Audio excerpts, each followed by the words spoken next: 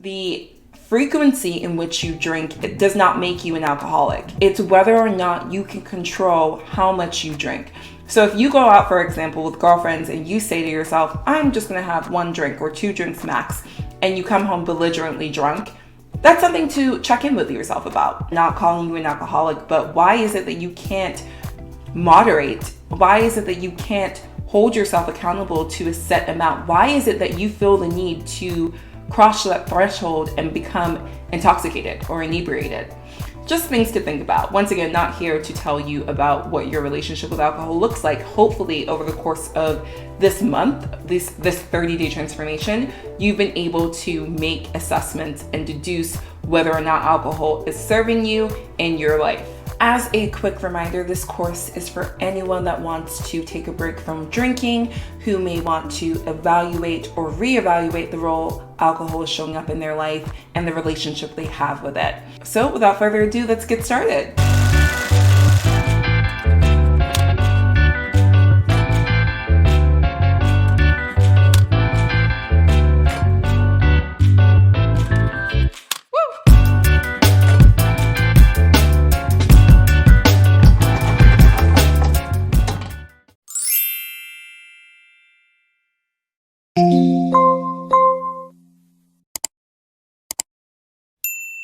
Hi, welcome back. Oh my gosh, we've made it to week 4 or module 4 of the Guide to Quitting Alcohol, your 30-day transformation. I'm Nadine Molina, also known as your Sober Butterfly. I'm helping you through your month-long transformation to quitting alcohol. And I just want to give you big props because around this 1 month mark is where you start to see and feel the true impact of removing alcohol from your life. I'm just so excited as we wrap our 30-day transformation together. If you are new to this course, welcome. I'm so glad you're here, but I'm going to actually ask you to click up here to start with 1 and then make your way throughout the rest of the course. If you want more of a guided approach to quitting alcohol. Now, I've created a workbook. I put a lot of time and effort into this workbook that accompanies these modules through these videos on YouTube that are free. But if you want that workbook, go ahead and purchase it on thesoberbutterfly.com. So welcome to module 4. In this module, we're going to be looking at community and connection. This module is represented by the form of a kaleidoscope. Did you know that a group of butterflies is actually called a kaleidoscope? Isn't that so cool? And fun fact, a group of caterpillars is called an army. I think that's so cool. And it's relative to this topic because if you think back to module 1, when you were just starting out, you were a caterpillar, you were going to battle, you were ready for the fight. And look at you on the other side now. You're a kaleidoscope, or at least you will be at the end of this module. All right, let's get started. So we're looking at community. We need to figure out how we can connect. And then we're going to look at the scope of beyond 30 days, possibly. And then I'm just going to direct you guys to some really cool resources and tools that will help you if you decide to continue on your sober journey, or if you want to refer back to it, go on and off, up to you. All right, let's get started with our first lesson, which is around community and connection. My favorite resources for community to connect with people are the following. Now, Sober Instagram is the starting place where I began my sober journey. And when I started my page, which is the Sober Butterfly, I started it as a personal blog just to keep myself accountable. The funniest thing happened in the process of me doing that, I found community. So I highly recommend, if you haven't done so already, you don't have to announce your sobriety to the world. You don't have to tell the world that you've completed a dry January. But it is helpful to follow different sober accounts like mine, the Sober Butterfly, the period Sober Butterfly, and other people who you feel connected to. You want to be able to see yourself through the lens of another sober person, account, influencer, what have you. In the last module, we looked at the importance of consumption in terms of making what we consume our beliefs. And so the same theme applies for this. As a consumer, what you're taking in on your social media can play a role in how you perceive the world and how you perceive your sobriety. I would highly recommend that you following a counselor also sober, just to give yourself more positive exposure to sobriety. Making connection with people on Instagram. People are always sliding in DMs. It's not weird, I promise you. So like I have people who write me all the time on my page or in my DMs. I also write people in their DMs thanking them for their sober presence. Facebook groups are a great way to connect with community as well. So I encourage you to join Facebook groups that you relate to. Now, AA, Alcoholics Anonymous, has been a pillar in my sobriety. Now, AA is not for everyone. I want to put that out there and make that very clear. But if you are looking to level up your sobriety and you think that potentially you have a problem with alcohol, and remember, like, you don't have to identify as being alcoholic to go to AA meetings. I also just want to use this moment to talk a little bit about the label alcoholism. Not here to tell you if you're an alcoholic or not. Only you can start to see if you have unhealthy coping mechanisms connected to drinking. However, I want to also change the narrative around alcoholism because I think for so many people, they think of an alcoholic as a daily drinker.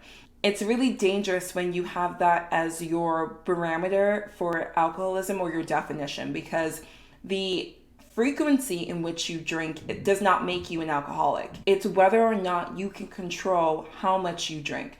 So if you go out, for example, with girlfriends and you say to yourself, I'm just going to have 1 drink or 2 drinks max, and you come home belligerently drunk, that's something to check in with yourself about. Once again, not calling you an alcoholic, but why is it that you can't moderate? Why is it that you can't hold yourself accountable to a set amount? Why is it that you feel the need to cross that threshold and become intoxicated or inebriated?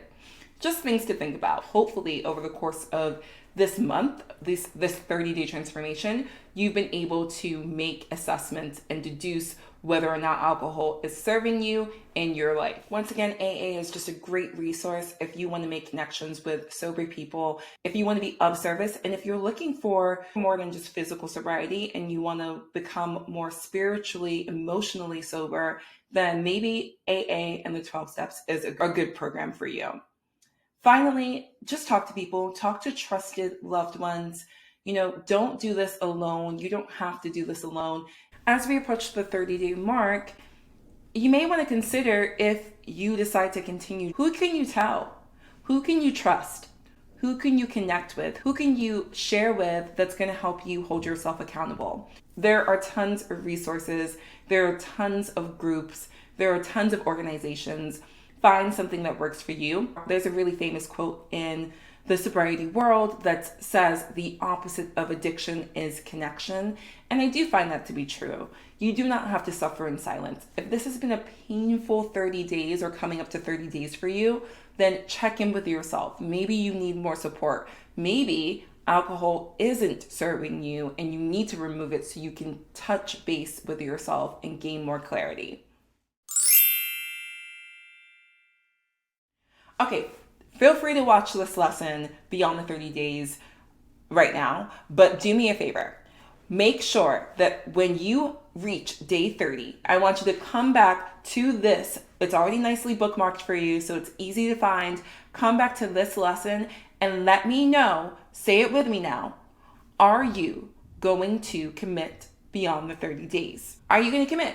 For me, I've made a lifelong choice. Now, I know that can be overwhelming. I'm not trying to sell you on a lifetime's worth of sobriety.